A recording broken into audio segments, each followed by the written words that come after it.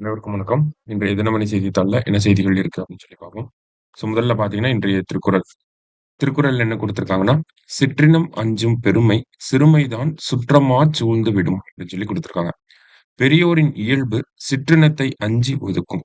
சிறியோரின் இயல்பு அதையே சுற்றமாக எண்ணித் தழுவிக் கொள்ளும்" அப்படின்னு சொல்லி குடுத்திருக்காங்க.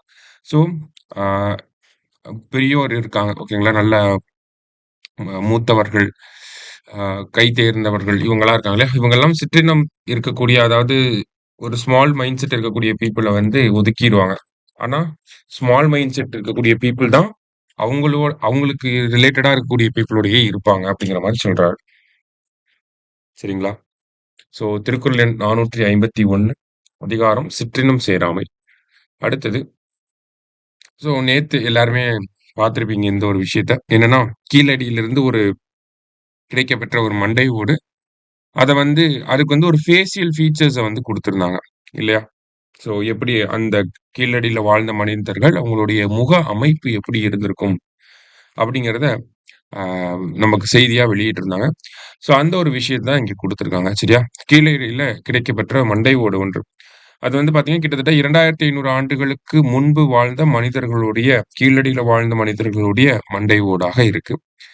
அந்த மண்டை ஓட்டினோட முக வடிவமைப்பு எப்படி இருக்கு? அப்படிங்கிறத பிரிட்டன சேர்ந்த ஆராய்ச்சியாளர்கள் 3டி கம்ப்யூட்டர் அசிஸ்டட் 3டி மூலியமா நமக்கு அத வடிவமைச்சு வெளியிட்டிருக்காங்க.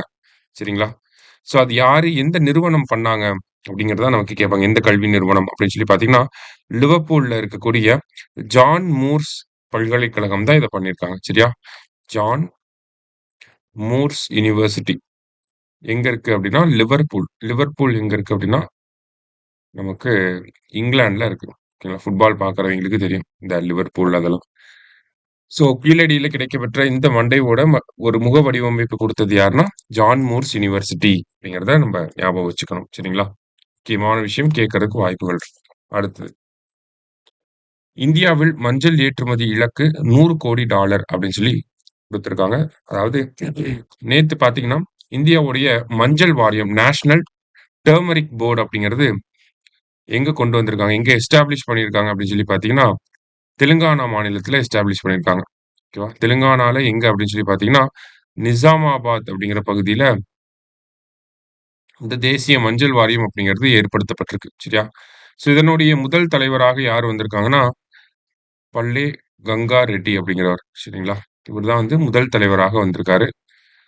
இவங்க என்ன பண்ணுவாங்க அப்படின்னு பார்த்தீங்கன்னா, இந்த மஞ்சள வந்து சந்தைப்படுத்துறது, பிற நாடுகளுக்கு ஏற்றுமதிகள வந்து அதிகப்படுத்துறது, ஆ விவசாயிகளுக்கு வந்து லாபம் ஈட்டக்கூடிய வகையில மஞ்சள வந்து மாத்துறது, ஆராய்ச்சிகள பண்றது, மதிப்பு கூட்டல் பண்றது, இது எல்லாமே இவங்களுடைய வேலையாக இருக்கும். சரிங்களா?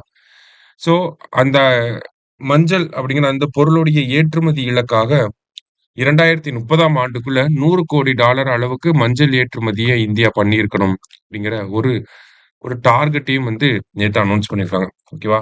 100 crore டாலர்ஸ்ல சரிங்களா? $100 இன் டெர்ம்ஸ் ஆஃப் டாலர்ஸ்ல 100 crore வந்து நம்ப மஞ்சள வந்து எக்ஸ்போர்ட் பண்ணியிருக்கணும் அப்படிங்கிறத சொல்லியிருக்காங்க. அதே மாரி மஞ்சள் டர்மரிக் அப்படின்னா அதுக்கு வந்து கோல்டன் ஸ்பைஸ் அப்படிங்கிற நேமும் இருக்கு. ஓகேங்களா? தங்க மசாலா அப்படின்னு சொல்லுவாங்க. ஓகேவா? கோல்டன் ஸ்பைஸ் அப்படின்னு சொல்லுவாங்க. சரியா?